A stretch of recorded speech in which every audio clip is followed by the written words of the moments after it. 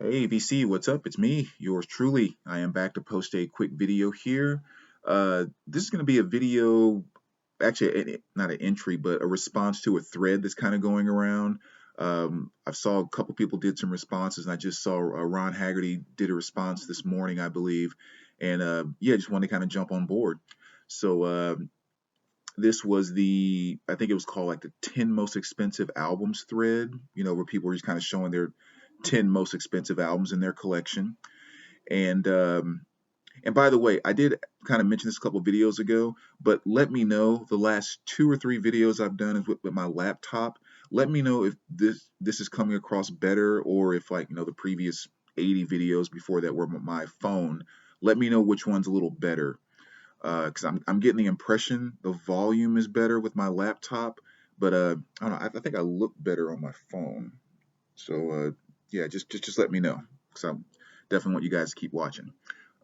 Um, but yeah, 10 most expensive albums thread. And so I decided to put a little twist on it, okay? And instead of just showing like my 10 most expensive albums, what I decided to do was, as I mentioned a few times, I started putting my collection in the Discogs on January 1st. I've put about 3,100 pieces in, and I've been discovering that some things that I thought weren't really worth, anything, or, all of a sudden I discovered their values are a heck of a lot more than I thought. So I thought, instead of just pulling out my 10 most expensive albums, I wanted to pull out like 10 of my biggest discoveries in Discogs since I've been putting stuff in. Because it's really been a lot of shockers, even from small stuff, like that Wilson Phillips that I showed a few videos ago.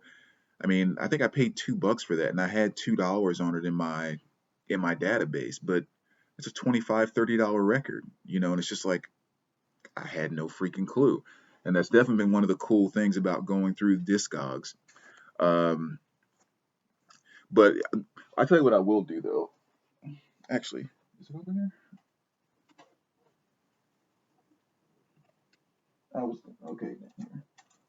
I will show you, like, maybe the what I think are probably the two most valuable albums in my collection, since, I mean, that's probably what most people are clicking on each other's videos to see, since it's called most expensive albums.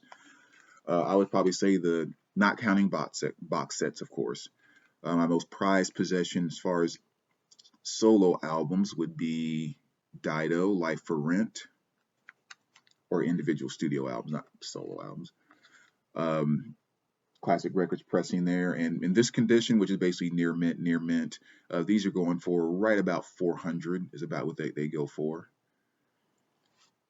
So that's a nice piece to have, especially considering I paid, I think, $35 for it. And I consider this to also be one of my top grails in my collection, which is Audioslave Revelations. And this is, as you can see, a mint sealed copy.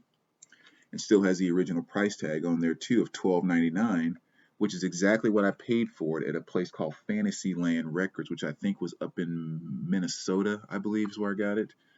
And I'm so glad I picked it up too, because I didn't know the record at the time. I just saw, oh, there's Audioslave. I love Audioslave. I'm not familiar with that record. Okay, $12, I'll pick it up. And just never opened it. And, I have the CD and I've listened to it a number of times, but and so a sealed copy of that is going for about 375 to 400. So those are probably my two most valuable records there. But yeah, let's kind of dive into this. Again, just stuff that I had no idea was worth what it was worth in Discogs, and it was just pleasantly surprised. So that's what this stack is here. And I just never, you know, throughout my years of collecting, there's grails that you want, and this album costs this much, and if you want to get it, you have to find a good deal or sell or trade some stuff to be able to afford to get it, and blah blah blah. There's always specific albums like that. But in general, when I got something and put it in my collection, going back to check and see how much it's worth, and what's the has the value of my collect, I've never cared about that at all. Which is why I got a record, put it in my database, filed it away, and just never went back to even thinking about value. So this Discogs thing has been a very interesting exercise for me in that. and part of the reason why I wanted to do it. But yeah, let's just kind of jump right in. So one of the first ones that really kind of threw me for a loop was this one here, which is Ricky Martin, which I believe is self-titled, right? But anyway, of course, you know, Living La Vida Loca, which frankly I can't stand that song. It's on my nerves so much. But I do like a lot of other stuff on this record. And you know, it's almost maybe kind of hypocritical of me to try to bash Living La Vida Loca and at the same time say I love Shake Your Bum Bum. I love that song. Just one of those brainless, fun kind of songs. Not a lot of thinking to it. It's not very deep or anything like that. It's just something to kind of, you know, have fun to. But yeah, as you can see there, I purchased this for $8, brand new sealed copy, and right now in this condition, I mean, I say it's sealed and everything is perfect. It does have a slight little bend. It's not even quite a crease, but a bend on that corner. But based on what everything else is going for, this is probably right around $100 is what that one's worth. So I had it in my database for $8. So that was a nice little upgrade that I was not aware of. And I think I cheated too a little bit. I think I have 11 albums and then one 7-inch that I'm going to show. So forgive me. Next here, we have Weezer Gratitude. You know, I've always been a Weezer fan, but not a big Weezer fan.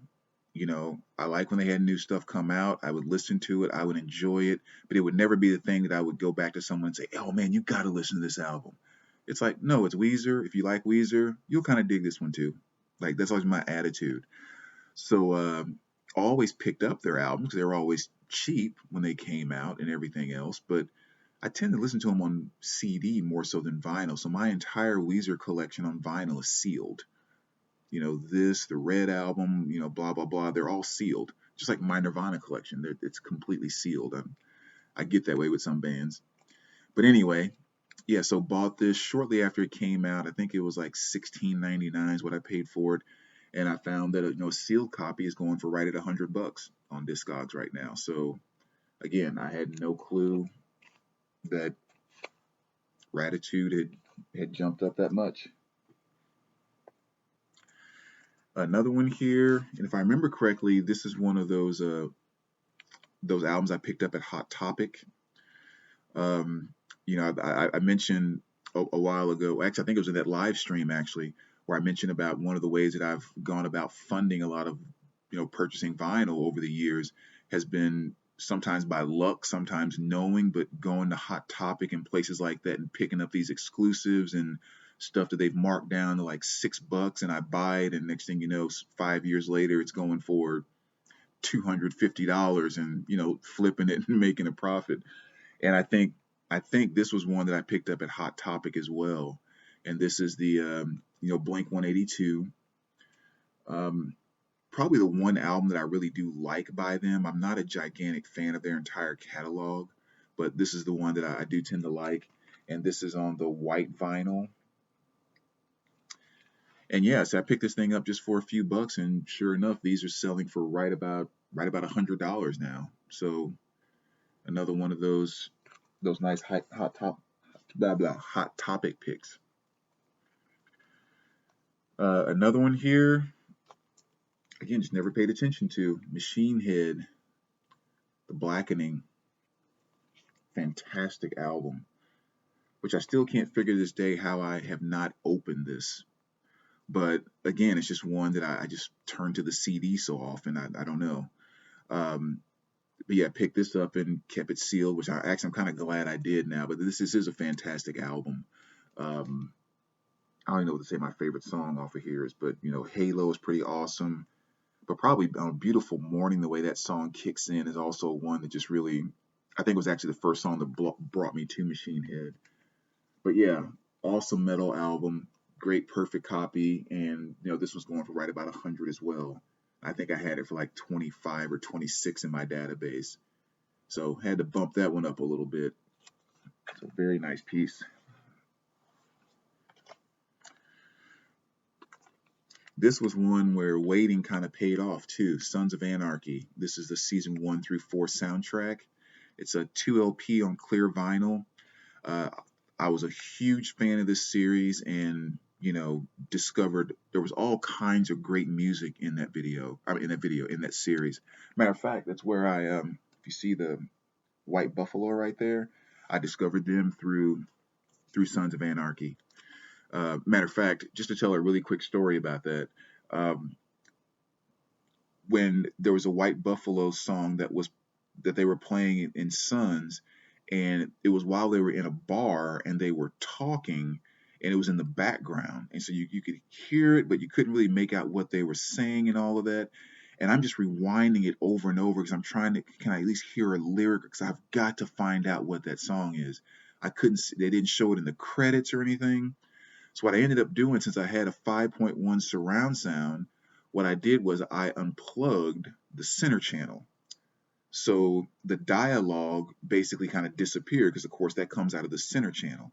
So now all you have are the side and rear speakers playing the background like they're supposed to do, and I could make out what was being said in the song. And that's how I was able to, okay, so I looked, searched the lyrics online, it's White Buffalo. I actually think I asked the VC as well, and boom, discovered that fantastic album. But anyway, kind of a little side story. So when this first came out, I was really, really pumped, because two of the other songs that I had heard on there and really wanted was John the Revelator by John Stingers, and Hey Hey My by Battle Me, a great cover of Neil Young's Hey Hey My they did. And so it came out. I was like, yes. Price tag was like $29.99 or $34.99. I was like, no. And I just skipped it, because I got $35 to pay for that. But went to a half price books. It was marked 50% off. I also had a coupon that day. I ended up paying $13.99 for it. Like that I can do. But anyway, 2 LP clear vinyl, and it's now going for about $105 in this condition. So again, another great pickup. And with these prices, what I do, because I've told you, as I'm going through Discogs, I'm putting these price stickers on the back and updating everything in my Excel spreadsheet. The way I price it is, I don't just look at median, high, and just, kind of choose, if you will. I actually go into all the previous sales, and I'm matching condition with price. So especially if I can find 3 or 4 in the same condition as mine that's sold for this price, then I'm just kind of going right in the middle of that and saying, okay, well, mine is right there. Same condition, averaging the prices of everything that's sold in that condition. So I'm really, really trying to pinpoint my values. But the next one here is Placebo. And this is One More with Feelings, the singles 1996 to 2004. Purchased this this came out, I should say, before they reissued all the studio albums, which now you can get them all for $19-20, which is fabulous, because it's a great group. But at the time, I couldn't, or you couldn't, because even the original pressings, if you could find them, were just going for buku bucks. But yeah, fantastic group, very dancey / alternative / somewhat electronic. They're a little bit kind of all over the place. But my favorite songs by them, if you want to kind of check them out, the first song that ever brought me to them was This Picture. Black Eyed is definitely one of my favorite songs, as well as off their newest album, which is called Exit Wounds. Not the album, the name of the song is called Exit Wounds. Definitely one of my favorite songs. So those three sum up pretty well what I love about Placebo. But yeah, so This Picture was the first song that I discovered and really wanted it, and couldn't get any type of studio album. So I found this Greatest Hits online. I actually ordered this from Canada, I think. And it was the store up there, and it was $24.99, I believe. And now this one is going for about $115 in this condition, which is basically, I have, near mint minus and near mint on it. So very nice 2 LP set there. The next one is Shiny Toy Guns, and this is We Are Pilots. Discovered this when I first downloaded iTunes for the first time. The first few days I'm playing around on it, you're listening to different stuff because you can sample and blah blah. And this popped up in the suggestions, and I thought the album cover was so cool that I just went in to check it out and just ended up really liking it. And so a couple of years later, I'm at a conference out in DC, stopped by a couple record shops, and found this. And it was only $8 is what I paid for it. So, and if you kind of look at the cover there, that gives you pretty good idea what it sounds like. But yeah, so paid $8 for it, and come to discover, throwing it in Discogs, it's going for about 120. Just again, I had it for $8 in my database, $120 album. So really, really cool stuff. Now my favorite song by them is a song called Money for That, which is not on that album. It's on another one that I bought through Hot Topic, actually. But and I think one of the reasons why I did get so much stuff at Hot Topic during that time frame, about a year and a half. Again, just a quick story throughout there. I told you this picture was was the first song that I heard by Placebo. Well, I discovered that song because I was working in a buckle at the time. My brother used to work there, and the manager was actually one of my clients. And I used to go in there all the time, talk to my brother, talk to him, and one day he's like, you come in here so often, and you buy so much stuff here.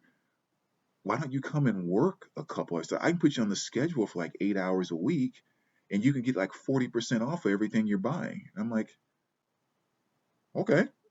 So I started working there 2 nights a week. I go in for 3 or 4 hours, and that's that. But right across the hall from the buckle was a Hot Topic. So of course, every lunch break or whatever that came about, I would go over there, any new records in, any markdowns. And so it's like twice a week I was pouncing in there, and that's when I discovered, all those Hot Topic exclusive pieces that I've picked up and flipped over the years and blah blah blah. But yeah, working in there, that song, this picture came on a couple of times with their, radio thing that they do. I just remember thinking it was so freaking awesome. It's like the third or fourth time it came on, I ran to the back and I was able to see who it was, and I was like, boom, gotta have it. But anyway, so just some good old stories. Next discovery was this one here, which I think I also picked up at Hot Topic in that same time frame. This is Korn, their 2007 release. As you can see, nice sealed copy, still with the hype sticker and everything on there. Not my favorite album by them, but still, a solid Korn album. Tend to listen to this on CD a little more, and I think I picked up the 7-inch the same time I got this one as well. But yeah, this one, $125. Had no clue. I think I had it for 20 in my database prior to actually looking it up.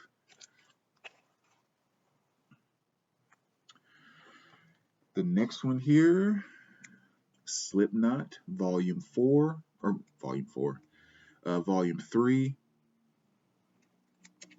Just another one that I picked up, kept sealed, just never opened it. Again, I tend to go to the CDs more so on them. And actually, this is not my favorite album by them either. So I don't go to this one as often as a couple of their others. But yeah, nice sealed copy, hype sticker, the whole nine. And this one is going for about 140. And this is at 2008 US pressing, which is really cool. So that again, another nice discovery. I had no idea that one was worth this much. And this is one that, again, I discovered right when I first started doing this. And I actually kind of discovered it when I was talking to Billy Hurst. Because, again, I just don't go back in and check and see about price fluctuations. And it's, anyway, I've already talked about that. But Billy and I were talking one night, and we were talking about, Megadeth, the different pressings and stuff like that. And so he had me kind of looking through, and we were just talking. And so I pulled this out and didn't realize exactly like which pressing this was. So when I originally got it, I think I had it for like $20 or $25 in my database, and just did not pay attention. Again, killing is my business. Megadeth, with this being the, pull it out here, green combat label. And as you can see, I mean, that vinyl is in fantastic condition. I don't know if that's showing up well or not. But yeah, on that green combat label. And I was like, yeah, you know, it's in awesome freaking condition, and the cover is fantastic. Get this back in here really quick. And so, you know, Billy was telling me like, well, yeah, that's, you know, this pressing. And so anyway, I went and looked it up right after that and discovered this one in this condition going about 175 bucks. And I'm like, whoa, where in the world did that come from? Um, so another just fantastic discovery. Like I said, I think I had it for like $20 or $25 in my database. Shame on me. So that was an awesome discovery. Now the last two were definitely the biggest. All right, and this is where I'm going to show the 7-inch. Just last week, I was finishing putting my box sets into Discogs and was doing my 7-inch box sets, which I only have like five or six. And so this was one that I had, and I was like, okay, Eric Church, Springsteen, the single. This was a Target exclusive that came with the, you know, the T-shirt, which I never took out, never worn, so it just kind of stayed in the box, and the little 7-inch single with Springsteen. I'll pull this out really quick. A little purple capital label. Just a typical 7-inch, and I think it was $11.99 or something like that when I grabbed it. I was literally just walking through Target with a friend actually, and just happened to see it, and I'm like, oh, I love that song. That's a cool little single. I'll buy it, and picked it up. So it's like $11.99 or something like that. Well, looked up this bad boy. It's going for between $225 to $250 is what that single is selling for. And when I first saw that, I was like, that can't be right. So then I went to PopSite, then I went to eBay, and, you know, just kind of checking. And like, sure enough, everywhere where I found it, it was going for over 200 bucks. So I have this one valued at 225 in my database, even though, I mean, the vinyl is mint, T-shirts never worn, I still have the box. The ones I saw that did sell, one that sold for 220, it was just the 7-inch in the sleeve. It wasn't the box and the T-shirt and everything else. So I'm sure this is probably worth more than that, but I just kind of err on the side of being a little more conservative. But yeah, 225 bucks. Had no idea that thing was worth anything near that. Matter of fact, I can tell you over the years that I've had this, the few years I've had it, it's kind of been like I don't know what to do. I just kind of throw it over there, just leave it in a box with the stuff to figure out what to do in the other room, and I had no clue. So yeah, $225 for that. Insane. And actually, with everything together, I think it really is closer to the high mark that it's sold for, with the 250 having the shirt that hasn't been worn and still having the box.